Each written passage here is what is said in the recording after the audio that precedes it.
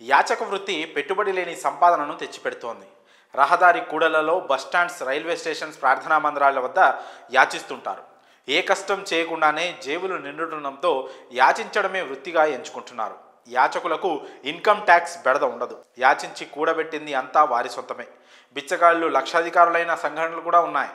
భిక్షమెత్తుకొని ఖరీదైన స్థలాలు, ఇళ్ళు, వాహనాలు కొనుగోలు చేసిన ఘటనలు వెలుగు చూశాయి. పుణ్యం కోసమో లేదా లేని వారికి సహాయం చేయాలన్న భావనతో చాలామంది యాచకులకు తమకు తోచినంత అందజేస్తుంటారు. డబ్బులు లేదా వస్తువుల రూపంలో దానం చేస్తుంటారు. ఇకపై మీరు దానం చేయాలన్న ఆలోచనను మానుకోండి. ఎందుకంటే మీరు భిక్షమేస్తే జైలుకి వెళ్లాల్సి వస్తుంది. అదేంటి, యాచకులకు దానం చేస్తే జైలుకి ఎందుకు వెళ్తాం, చేసేది మంచి పనే కదా అని ఆలోచిస్తున్నారా? అవునండి, మీరు విన్నది నిజమే. మీరు పొరపాటున భిక్షం వేశారో మీరు చిక్కుల్లో పడినట్లే. యాచకులు లేని నగరంగా చేసేందుకు ప్రభుత్వం చర్యలు తీసుకుంది. అయితే ఇది మన రాష్ట్రంలో అనుకుంటే పొరపాటే.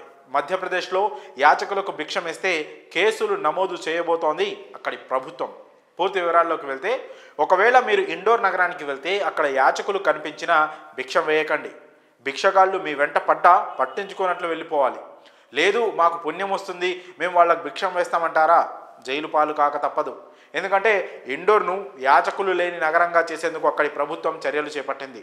ఈ క్రమంలోనే ఇండోర్లో ఉన్న యాచకులను గుర్తించి వారిని ఉజ్జయినిలోని సేవాధామ్ ఆశ్రమానికి తరలించే ప్రయత్నం చేస్తున్నారు. మొత్తంగా 14 టీంలను ఏర్పరిచి నగరంలోని దేవాలయాలు, ప్రార్థనా స్థలాల వద్ద భిక్షాటన చేస్తున్న వారిని పట్టుకున్నారు. అయినప్పటికీ పూర్తి స్థాయిలో అడ్డుకట్టపడడం లేదు. దీంతో ప్రభుత్వం కొత్త ఆంక్షలను అమల్లోకి తెచ్చింది. భిక్షమెత్తుకునే వారిపై కాకుండా దానం చేసే వారిపై చర్యలు తీసుకోవడానికి ఉపక్రమించింది. 2025 జనవరి 1వ తేదీ నుంచి యాచకులకు దానం చేసే వారిపై ఎఫ్ఐఆర్లు నమోదు చేయబోతున్నట్లు అధికారులు తెలిపారు. ఇండోర్లో భిక్షాటనను నిషేధిస్తూ పరిపాలనా శాఖ ఇప్పటికే ఉత్తర్వులు జారీ చేసిందని జిల్లా కలెక్టర్ ఆశీష్ సింగ్ వివరించారు. యాచక వృత్తిని అరికట్టడానికి ప్రజలను భిక్షాటన నుంచి విముక్తి చేసేందుకు కృషి చేస్తున్నట్లు ఆయన తెలిపారు. మరి యాచకులకు భిక్షమేస్తే కేసులు నమోదు చేస్తామన్న ఈ అంశంపై మీ అభిప్రాయాలను కామెంట్స్ రూపంలో తెలియజేయండి.